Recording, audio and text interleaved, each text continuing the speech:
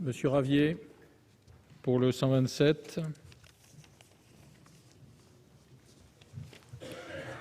Oui, Monsieur le Président, Monsieur le Ministre, mes chers collègues, le présent amendement a pour objet d'élargir le champ de la taxe sur les transactions financières en y intégrant les transactions dites intra-day ou intra-quotidiennes, autant parler français au Parlement français, et qui sont dénouées au cours d'une seule et même journée.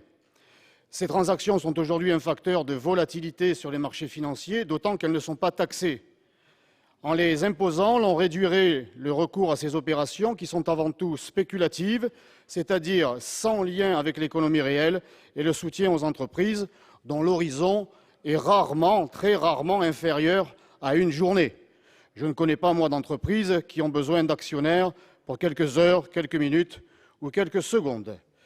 Je passe sur le fait que ces transactions sont parfois réalisées par des ordinateurs programmés pour exploiter toute niche de profit. Il serait souhaitable que les films comme Le Loup de Wall Street passent de la catégorie inspirée de faits réels à la catégorie de science-fiction. Rappelons-le avec force, parce que le temps n'est pas si lointain, où celui qui n'était encore que candidat à la présidence de la République déclarait que son seul adversaire, c'était la finance. Mais ça, bien sûr, c'était avant son élection. Alors, je le rappellerai avec force, la finance doit être un secteur au service des autres secteurs de l'économie et non à son propre service.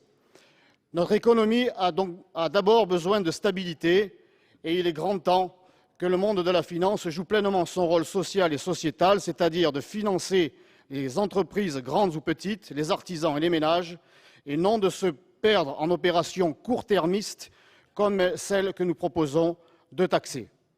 En outre, en intégrant de nouveaux types de transactions dans le périmètre de la taxe, nous renforcerons son rendement qui est aujourd'hui estimé à 700 millions d'euros, bien loin de la prévision d'1,6 milliard.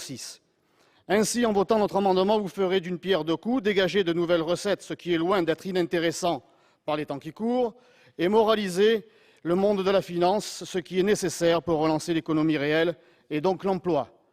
Un mot enfin, ou un mot encore, du contexte européen où évoluent, pour ne pas dire sévissent, les acteurs de la finance, puisque nous faisons aujourd'hui partie d'un seul et même marché unique européen avec les 27 États membres, les financiers installés dans ces autres États ont un accès libre à notre économie nationale.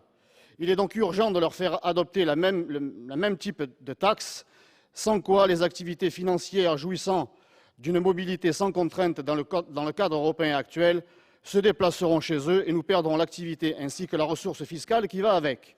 Si nous pouvons montrer l'exemple, ne soyons pas victimes d'un jeu de dupes européen et mondial où nous serions les seuls à pratiquer un désarmement unilatéral.